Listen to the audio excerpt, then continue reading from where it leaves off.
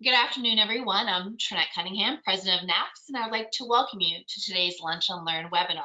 Before handing it over to our presenter, Klyn, I just wanted to go over a few housekeeping items. First, today's webinar will be available on the NAPS website, which is naps360.org. As a reminder, you will need to log in as a NAPS member in order to download the webinar. After Klyn's presentation, you will have that brief Q&A period. You can ask your questions two ways. If it's a brief question, you can type it in the chat portion of the webinar toolbox, or if you would rather ask Klyn the question directly, just note that in the chat portion and I'll go ahead and turn your microphone on so you can speak directly to her. With that, it gives me great privilege to tell you a little bit about today's presenter. Born with cystic fibrosis, Klyn was told she wouldn't live past age 14 and has spent much of her life growing up inside hospitals battling the disease. Now in her 30s, she helps sales teams reach their peak potential by leveraging tactics rooted in neuroscience. Companies and high achievers hire Klyn when they want to gain a unique competitive edge to master the art of resilience with tactical tips for salespeople to help overcome struggles and accomplish feats previously deemed impossible. Klyn's expertise has appeared in over 150 publications, including a primetime debut on NBC's Nightly News with Lester Holt, keynotes for conferences and association events, and she has a full coaching practice dedicated to peak performance. NAPS members, I introduce you to Klyn. Hey everybody, welcome. Glad you can join. This is not your typical webinar. I don't know how many you've been to. I don't know how many Zooms you've been to. Chances are it's been more than one. And there's quite a few of them that, frankly, you didn't enjoy. This isn't going to be that. So I got to have your help on this one, because here's the deal. We call it a choose your adventure. And I'm going to give you choices throughout our next 45 minutes together. And the choices you make determine how good this presentation is. Because isn't it true? T. Harv Eker started out and he said, how you do anything is how you do everything. So I want you to play real with me today. I can't see you. I'm a speaker. I make a living off of my ability to see you. But at the same time, I know what it's like to be a recruiter. I did it for 10 years. I started a recruiting company. I then quit the recruiting company to do what I'm doing now. But I get recruiting. I get what it's like when you get to the office and it's that first day, first start of that candidate, and they call you saying they're in a car accident, and then you ask them to send a photo and suddenly they ghost you. I get what it's like when there's one recruiter above you in the margin and the spread, and you're thinking, you took my candidate. You did it. And then you go to Bullhorn and you notice the notes aren't even there, but they got that commission check. I know what it's like when you are counting on that commission that never comes through because you didn't realize your candidate wasn't showing up to work. So I know the hustle, I know the grind, I know the mindset, I know the rejection, I know the anger, and I also know the reward of what it's like to be a recruiter. To make that phone call and say to that candidate, out of 149 applicants, they want to offer you that position. You are changing lives every single day in your profession. And so what we are going to do in the next 45 minutes is we're going to get real, and we're going to get raw, and we're going to get honest. Because right now we are in a culture where we're not being real, we're not getting raw, we're not getting honest. We're living in something called fear. And the thing about neuroscience, particularly the field I studied at depth, I've got my master's practitioner from the Associate of Integrative Psychology, the association. You can tell labels don't matter to me, right? But I got the thing. And what's fascinating is specifically, we're going to talk about something called neuroassociative conditioning. And I'm going to do it in a way that's going to mess with your head a little bit. There's going to be moments in these conversations that we have where you're like, whoa, I wasn't ready for this today. That's cool. They're recording it. Go back and look at it later. Some of you are going to have some difficulty sleeping tonight. If that's the case, I have a podcast with a meditation app to calm you down after this. Been through this. I got you. So what I'm going to need from you, though, if I guarantee to give you everything I have right now, I'm going to hope and I'm going to ask. This is me asking for you to play full out with me. Because if I don't see the chat and I can't hear you, I can't see you, I'm going to just wonder if anyone's there. And if I have to wonder if anyone's there, I can't give you what you need today. So there's going to be a couple things I'm going to ask you for. Number one, I'm going to give you options. So this event was put on by the NAPS team, by Trinette and by Carolyn, who, by the way, my manager, my agent slash manager, her name's Lisa, absolutely annoyed the heck out of. She asked about 5,000 questions a day. And some of them were valid. Some of them I was like, girl, I don't even know what you're thinking right now. But we're managing anywhere from 2 to 5 events a week. All speaking on webinar to you, my friends, a week. And the thing is Carolyn and Trinette have been so amazing in getting back with us. It ain't even 30 minutes later that we're hearing from them. We're getting the calendar invites, we're doing the mic checks, we're doing the sound checks. They're reading up on this, they're asking questions. Lisa and them are having some good banter. She's forwarding the emails. These are good people. And so with that, I thought to myself, you know, Kaylin, you know, I talk in the third person when I'm to myself. Kaylin, you got good people here. You got people that get you. You got people that understand your background. Why are you giving them the same presentation you gave everybody else? It's not ethical. It's not right by me. So now, team, recruiters, I need you to do something. This is your first challenge. There is a chat box in that window. If they can highlight it somehow, I'm sure you've all know how to figure out chat box by now. You can do messages to me privately, or you can do it to everyone, but I want to give you an option. I want to give you an option. First option is you got 42 minutes left of a neuroscience training. It is associated with neuro-associative conditioning, specifically neuro-linguistic programming. I have my master's in that as well as an emphasis in hypnotherapy. That is how I came up. That is how I speak on what I speak on. I have seen lives literally transformed. I have seen quotas busted. I have seen projections raised. I have seen recruiters' ability to build a rapport with their candidates so strongly that a decade later, the candidate's still reaching out. Now, that also happens to be a 3-hour extended training program, which I will give you all 100% free access to. I didn't even tell that to Carolyn and Trinette because I was like, you know what? They need to know if you want 3 hours of this, you can get it for free. I'll give you a number later. However, if you want to be shaken to the core, if you want to question why it is what you do every single day you do with a level of excellence, if you want a little bit of tough love, and then you want to be guided on a mental and emotional and spiritual roller coaster of a journey using the same neuroscience tactics, and have that moment with yourself where any fear you have is instantly eliminated, you can have that presentation too. So in the chat right now, what I need to see, first 5 wins. I need to either see you want the training, which you'll get access to later. It's 3 hours encompassing, or you got an emotional core. So put it in the chat. I know they said that sometimes you guys don't respond. There's a lot of speakers, I get it, but I need to know what to do for you today. And while I'm letting these messages come through, what I'm going to do is I'm going to tell you a little bit about my story, because I need you to know this is real for me. I don't get up on stages just because I want to, I want people to hear what I have to say. I get up on stages because I want to say that thing that changes your life. So my story wasn't always about recruiting. Recruiting saved my life. Let me tell you something really fascinating. I can't believe it. You ever have your I made it moment? And sometimes other people are looking at you like you're crazy because how is that the moment that you got excited for? So when I was about to get fired from my first recruiting job, and somebody put Paul frickin' Seiker's book in my hands. Paul Seiker's book. It's called Proactive Recruiting. And I read this thing cover to cover to cover to cover. And as I continued to read it, what happened is my results improved. And then I heard Paul Seiker speaking next year in September. And I was like, whoa, mind blowing, mind blowing. So it's absolutely fascinating to me. So I'm getting the chats come in.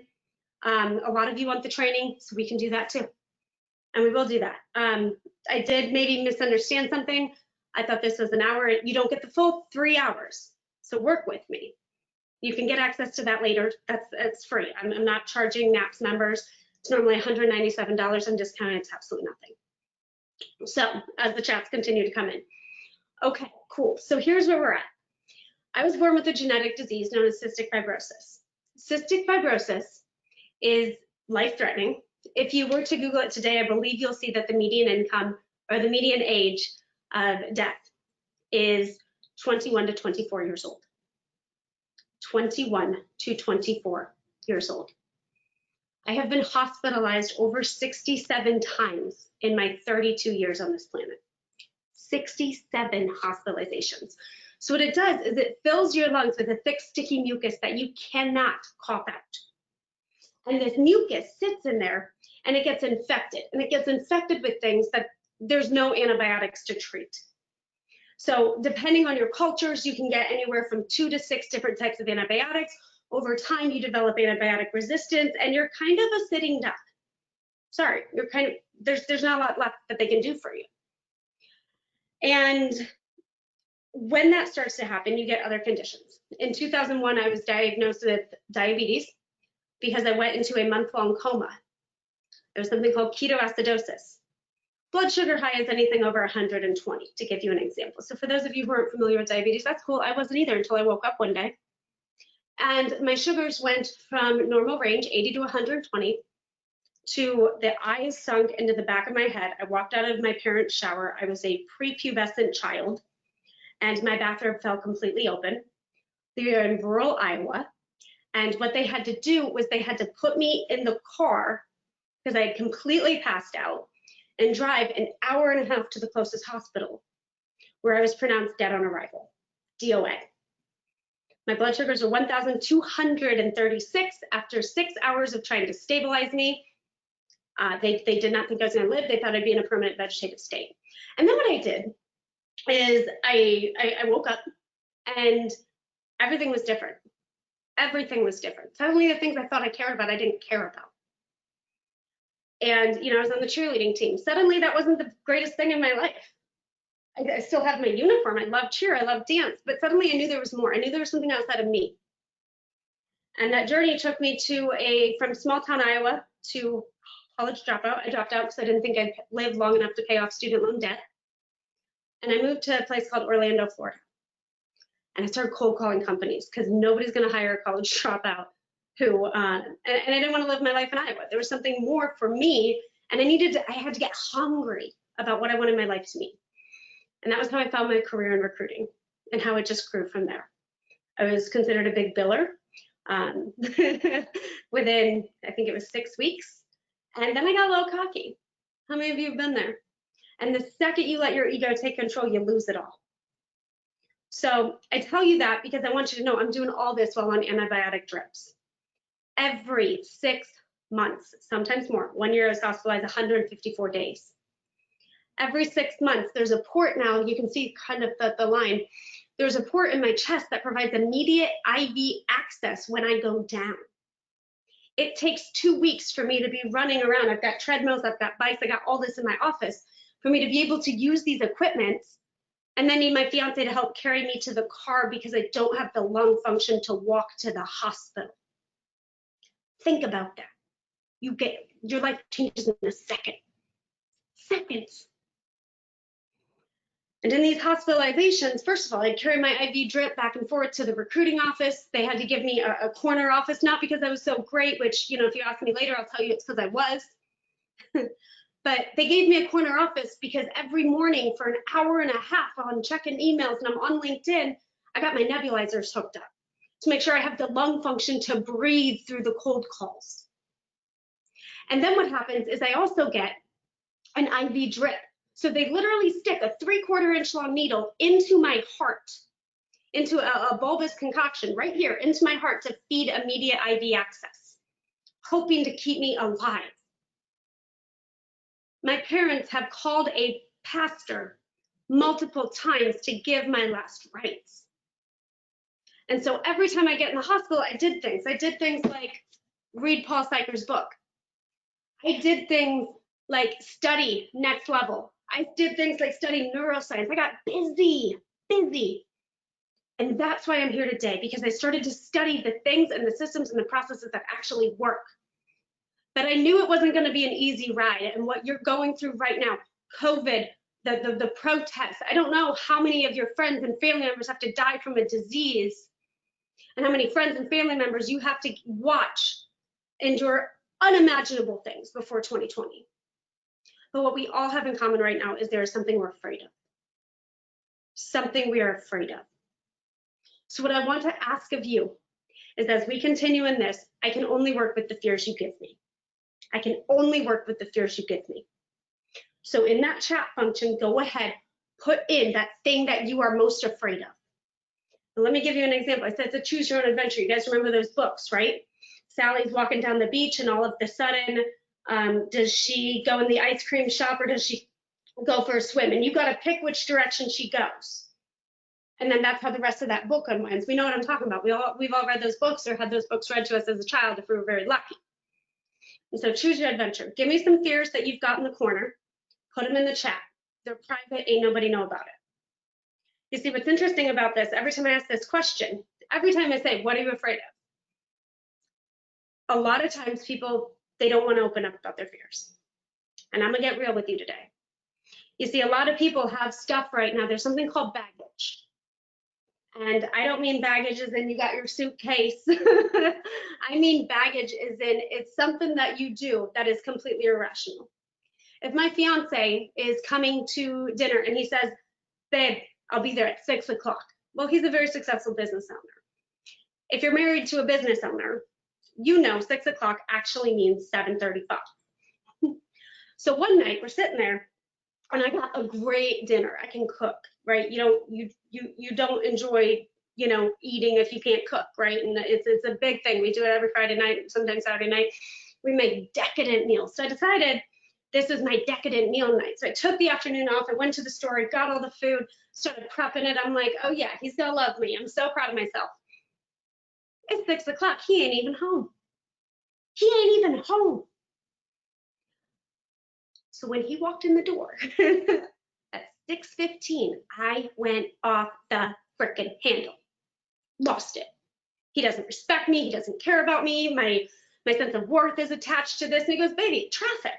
I'm like, you should have prepared for the traffic. What's your problem? How do you run a company if you can't even check out GPS before you leave that office? Then I go, Kaylin, you're a reasonably intelligent woman with neuroscience training. Is there room for growth here? And of course, there's no room for growth for me because I'm perfect. It's his mistake. Y'all, that's an example of baggage. When you have an irrational response to a tiny event. And in times of stress, dare I say 2020, there's a lot of irrational responses to times of stress. We're all dealing with baggage. I also gotta say, I really appreciate some of the comments coming in. The jury's decided which platform you guys wanna get. The jury has also started opening up about some of the fears we have. Last year I was on stage and I asked people, what are your fears? And I got things like cash flow, huge fear. That's valid right now. How many of you have less cash than you have had last year this time? How many of you aren't sure you know when that next paycheck's gonna come? How many of you are surprised by how many candidates haven't shown up to the interviews?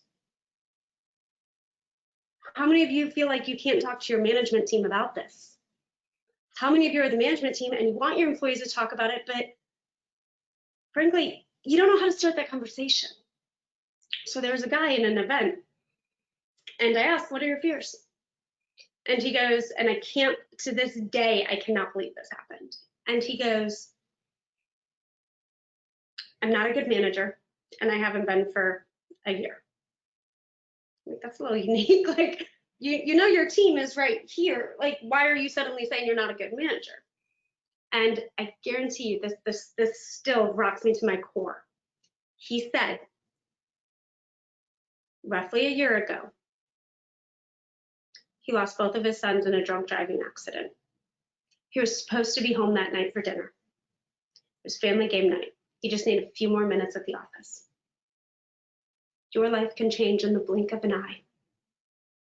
And for many of you, 2020 was your blink. 2020 was the change.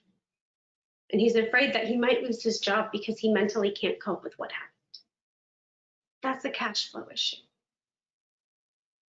So we're going to get you through that today. This isn't just all talking about my story. It's great. Yeah. I get it. But this is so much more. And I don't know what you came here today with. I don't know what drama's in your mind. I don't know what's keeping you up at night. I can take some guesses, but I'm not necessarily a great guesser. So as these chats continue to come in about your fears, I want you to know we're going to take care of it. So the first thing I really, really, really want you to get is how your brain operates. How your brain operates.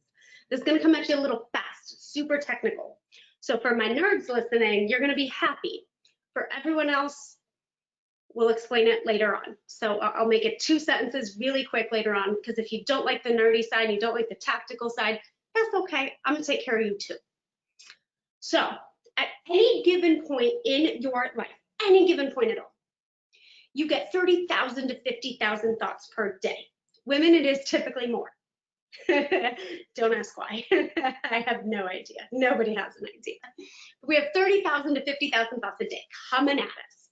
In addition to this, all of these thoughts, we're operating off of what we've seen in the past. So we're judging everything from the past to how it is now and how we can project it into the future, right? So if you look up the Hebrew word for abracadabra, which we know it as magic, Harry Potter, wand stuff, you're fixed. We know it as that. But if you break down the translation of that word, abracadabra is I create as I speak. I create as I speak. Now here's what's interesting about that. When we create things, it comes from the invisible in our minds or through the events we see, and we have a conscious mind and we have an unconscious mind. So the unconscious mind is that thing that's always on autopilot. We have no idea. We call it the itty bitty head committee. And the itty bitty head committee is giving us all this chatter, these 30,000 to 50,000 thoughts a day. And our conscious mind only recognizes what it is that we need it to recognize to make a significant change in our lives. And so these 30,000 to 50,000 thoughts, half the time we don't realize how to take our conscious mind and just shut it up. That's what you're about to learn. So 30,000 to 50,000 thoughts a day. And we are sorting these thoughts with our conscious mind into categories. And we are interpreting these categories according to our 5 senses. Write this down. V-A-K-O-G, VAKOG. VAKOG is an acronym for visual, auditory, what you hear also. Here's the thing about auditory. It's not just what you hear, it's what that itty bitty committee is in the back of your head. So it's that chatterbox. So that's also auditory. K is kinesthetic, that's what we feel, and also what we feel. So if you've got an emotion right now that you are processing, that's a K. O is olfactory, sense of smell. And G is gustatory, so that's taste, how things taste. Now, what's interesting, 30,000 to 50,000 thoughts a day, and at any given moment, our unconscious mind is able to pick up, there's different ranges of information, anywhere from 1.3 to 2.7 million bits of information per second.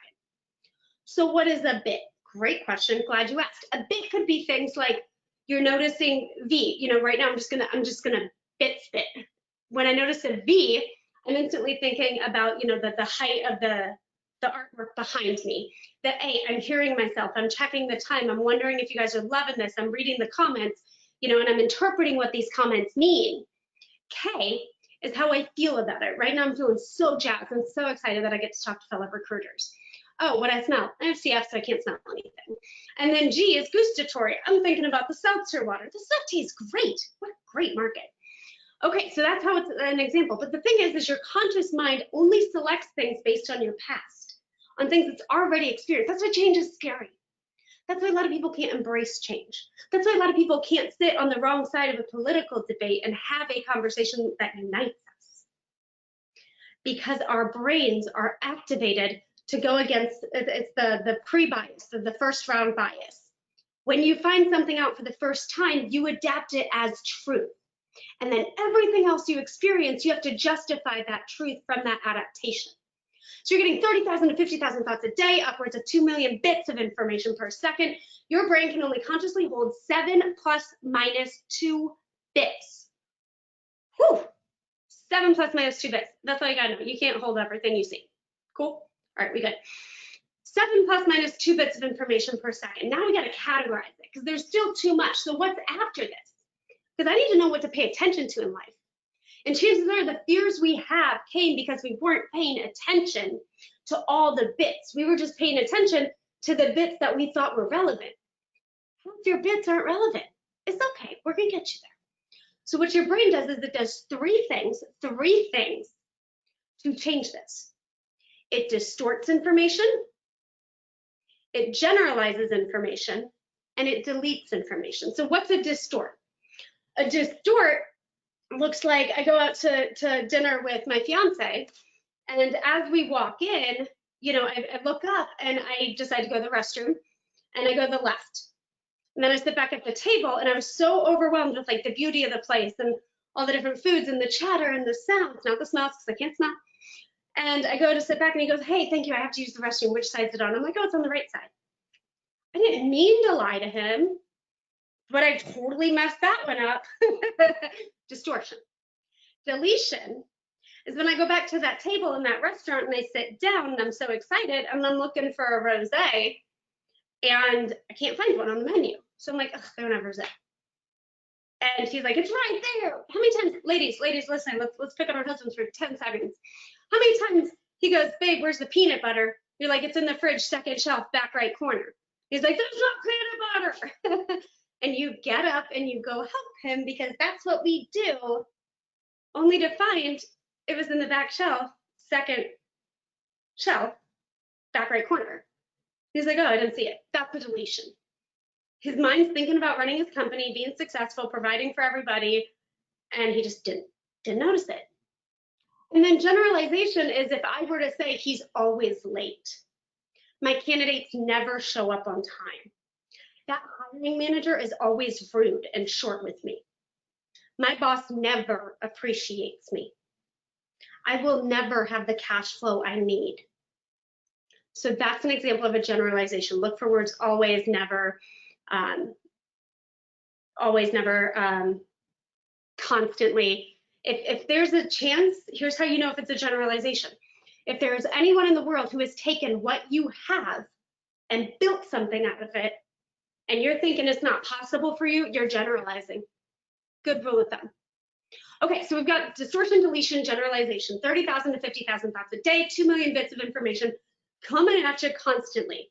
So you do one of these three things, you boil it down to your 7 plus minus 2 bits of information per second.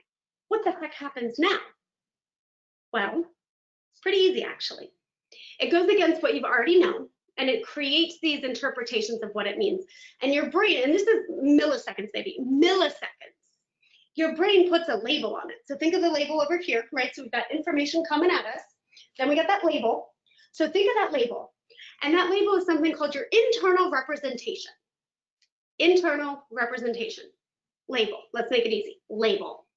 A label is however you need something so it makes sense in your brain.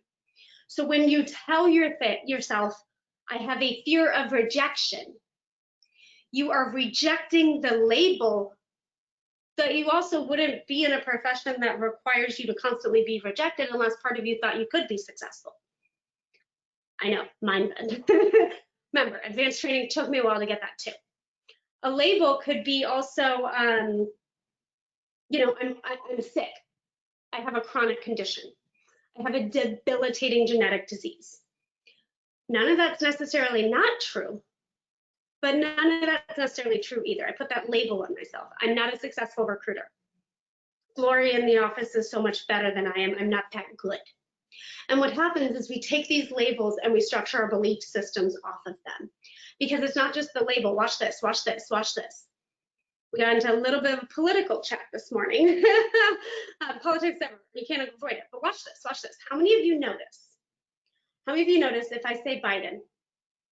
That's a label. Yes, it's a name, it's also a label. And if I say Trump? How many of you had a reaction to one of those? See, that was what we call a physiological change. Physiological change. I don't care what your reaction is, but you had one. And when you have a reaction to a label, your physiology changes. When I say Biden, you might have a certain emotional response. When I say Trump, you might have a certain emotional response. And what happens is these emotional responses come from things we're predisposed to see and interpret, and it changes our physiology. If I wake up in the morning and I say, "I don't know if I'm feeling this keynote," I'm not live.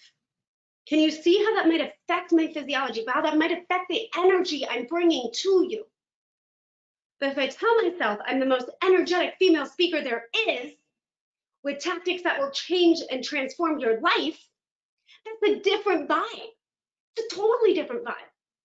That's why most Zoom calls are inefficient, because you're waking up thinking it's a Zoom call, not an opportunity for growth. So that label affects your physiology. Here's where it's important, y'all. Here's where this is the most important part of this training. Once it affects your physiology, your brain does the same thing. It justifies everything else. It activates something called a reticular activation system, RAS. All you gotta know is RAS. And the RAS is above your head, above the base of your spinal cord. And it's that thing that says when you buy a Prius in California, all you see are Priuses. When you get your hair done, all you see are other blondes. When your personal life is annoying you, all you see are all the little habits about the other person that you just like want to scratch your face off. That's your RAS activated. So if you get nothing from this, I need you to activate your RAS every single morning to a way that serves you, because people have a physiological response to labels almost 30,000 to 50,000 times a day. That physiological response becomes a comfort place, becomes a habit, and then they wonder why there's no change in their lives. And then fear sets in, because they don't realize that that IR, that internal representation label, goes both ways. Because aren't the person who's afraid of rejection right now also in a career that they knew would be full of rejection? See, you're picking the part of you that you want to side with because it's comfortable. If you have a fear of rejection, it ain't true, because you wouldn't be a recruiter. You all are rejected constantly. And yet you wake up every morning, you get your coffee, your green tea, and you go to work and you look at the CRM and you go, I forgot I had these calls today and I've got 6 candidates starting. What the heck am I supposed to do? So then you say, I'm afraid of rejection, because if you weren't afraid of rejection, then you could manage that day. And it creates a physiological shift change that then becomes a habit, that then becomes an action that affects everybody else. And that action then activates that RAS, and then everything you see throughout the day justifies why you are afraid of rejection. Like, that's just how your brain works. Like, that's just what it is. So then the question is it's great to talk about what it is, but what are we gonna do about that? Because if we're not activating our RAS, 2 words, not a hyphenate, 2 words, when you activate it, you start to pick up on the things you distorted, generalized, and deleted earlier. So when you prime yourself with some of the things you know that will help you move that needle in your career, in your personal life, in your financial life, on your spiritual journey, in your political affiliation, when you prime yourself to think of things differently than how you've ever thought, you activate that part of your brain that distorts, generalizes, or deletes, and makes it so you start to see things you didn't see. It is magical. It is fascinating. Now, I'm not saying some of you are sharing some deep fears right now. I'm not saying none of them are valid. All of your fears are valid. Every single one of you is going through something that you weren't trained for, you didn't know about. There aren't any guidebooks. Everybody disagrees on how to work through this. Ain't nobody training us on this. And so what I want you to understand is your fear is valid, but don't sit in it. Don't sit in it. So how do you not sit in it? Y'all know, I don't know if you know, I have respiratory issue, right? Hospitalized 67 times. You know, some of you don't know real fear because you don't know what it's like when visiting hours are over, and you don't know if you'll live through that night. When the nurse tells your family, sorry, you've got to go, and you're left alone, and all you hear on that PA system are code blues. You know, you sit in your bed and you look out on your bed, and there's always the door to the ward, and you can see the nurse's station. You're sitting in your bed, and every day, 3:30 p.m., like clockwork, family comes and they visit the room next to you. Your family's not there because you moved 1,800 miles away. You don't know anybody. And you see other family members traipsing up and down those halls. There's this one family, so cute, mom and dad. So mom and dad and the little sister. Every day, 3:30 like clockwork. I don't know, little kid got out of school. I don't know why 3:30. They go to the room next to you. And then one day you hear that code blue. Code blue. Code blue. Attention staff on 2 West. There's a code blue in room 211. That's your neighbor. And the family doesn't come at 3:30 that day. They came at 8:05 a.m. Moments after that code blue. Moments after that code blue. They're burying their child. One of the hardest things you'll ever have to do. And I pray to God that nobody has to experience that. Because you hear it. You hear it through the wall. You hear it through the way they walk differently. Those footsteps are different. That's when you know what to really be afraid of. That's when you learn how to master your mind and come up with strategies that'll help you cope. When you know that family is walking into a room where their child no longer is. That's why we do what we do, so you can get past those moments. And I tell you that story because I actually wound up working with them and helping them to see some of the blessings of that child's life and some of the things that they could incorporate and how that became part of their journey and part of their ability to speak out and help others and to create real transformation in this world. To bond each other through cohesiveness and not just irrational reactions to our internal representation, our physiology, and then our habits. It's hard having CF.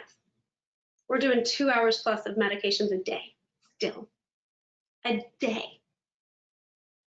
And then we're running our business. And we're trying to be the best wife we can be, and the best dog mom we can be, and the best salesperson we can be. And we just want that one candidate to take that dang job offer so it improves our cash flow. And we are so afraid. It was at the start of COVID. Nobody really knew what it was. I believe it was March, and I happened to be in Hawaii. And what was interesting is I was studying from a 29-generation lineage on Hawaiian principles for a happier, healthier life. And I try to do things that get me out of my comfort zone every year, as should anybody who wants to truly activate their RAS and find what they're distorting, generalizing, or deleting. So step 1, find something that you've never done. Hang out with somebody with the complete opposite views of you. And at the very least, you're going to do it because then you're not going to become that person sitting in a kayak by themselves, afraid of the world around them and unable to have a conversation with another person without being labeled as polarized. So put yourself in a situation you've never been. That is in Hawaii, and kumu is the Hawaiian word for teacher. It's a very, very high status individual. And Kumu said, some of you aren't going to know why you're here until months later. And I'm like, I just paid 10 grand to be here. If I don't know why I'm here, that's like, you need to give me a refund. That ain't even right.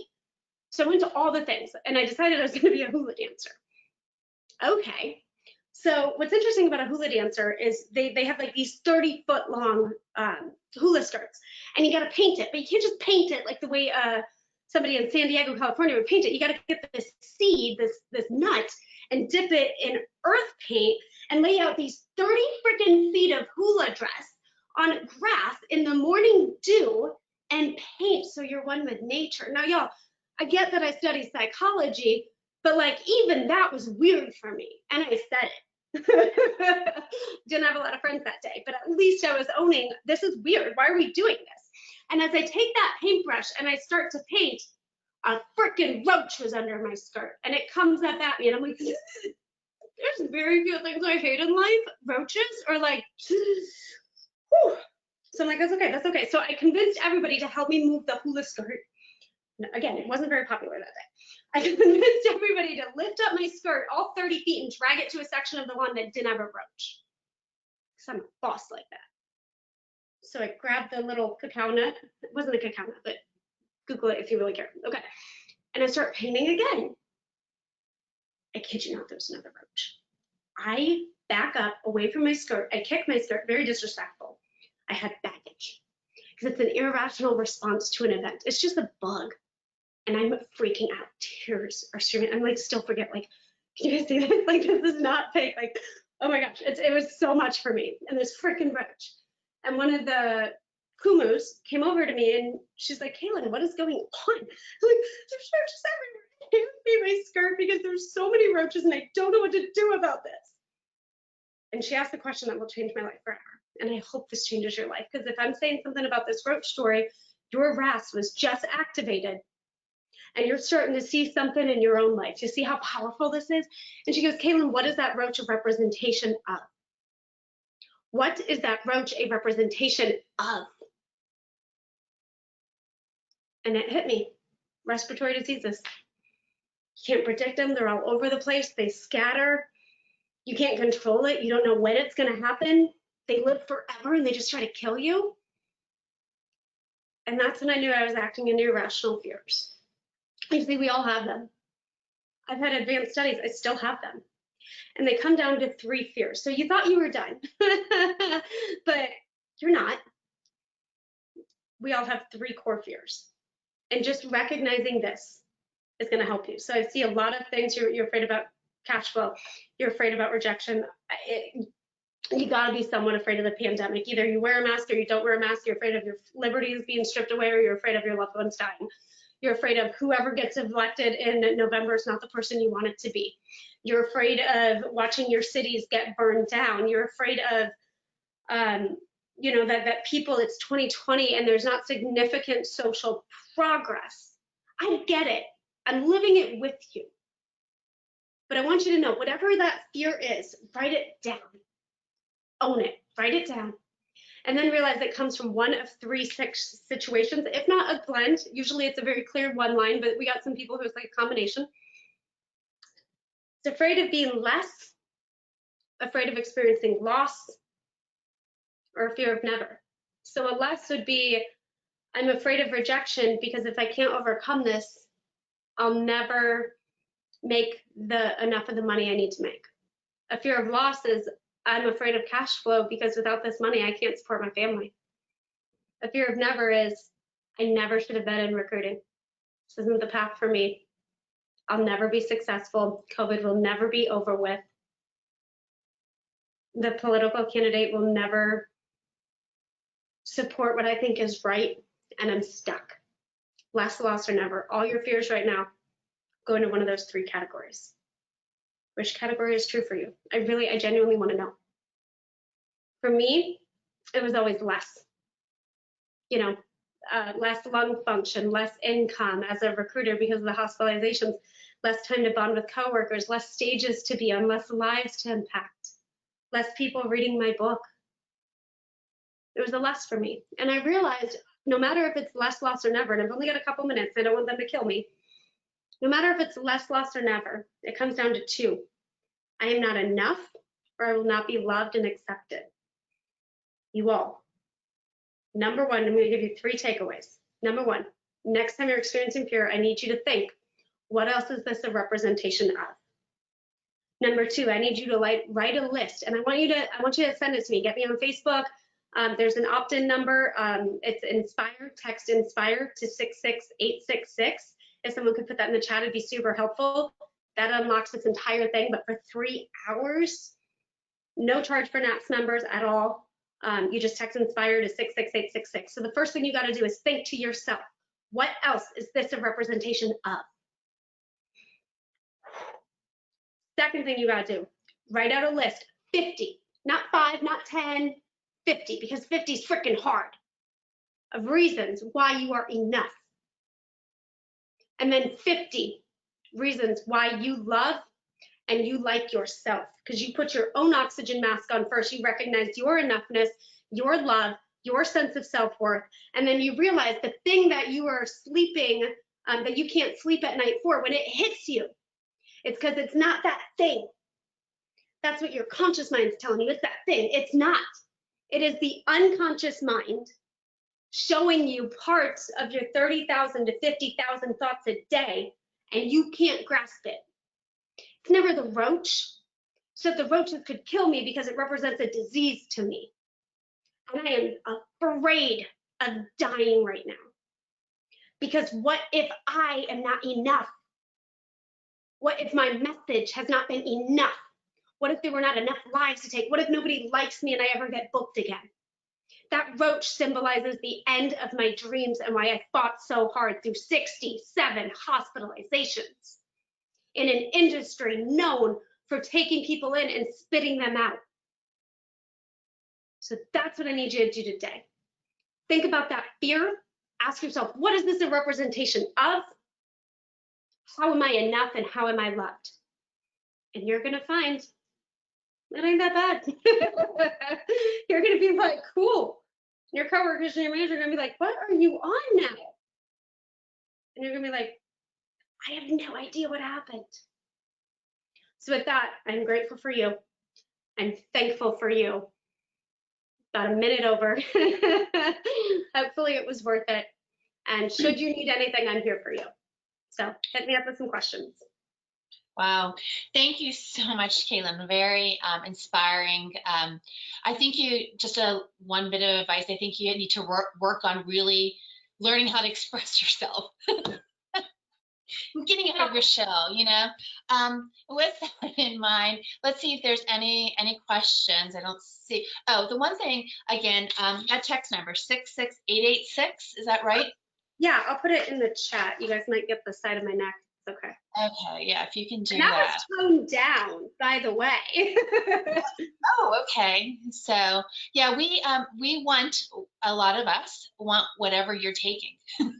So put it in a bottle and distribute it at the NAPS conference next year. That would be wonderful. All right, so everybody, it's 66866. Again, Kaylin, wow, so inspiring, so motivating. I've got goosebumps, and it's not because of the cold air coming through my office. But everyone, I just want to remind you that Kaylin, again, text her, great resource. And she was going to speak at this year's conference, which should be taking place actually right now. But she will, Kaylin, hopefully I'm not putting you on the spot. You will be presenting next year though, same time, kind of same location, hopefully.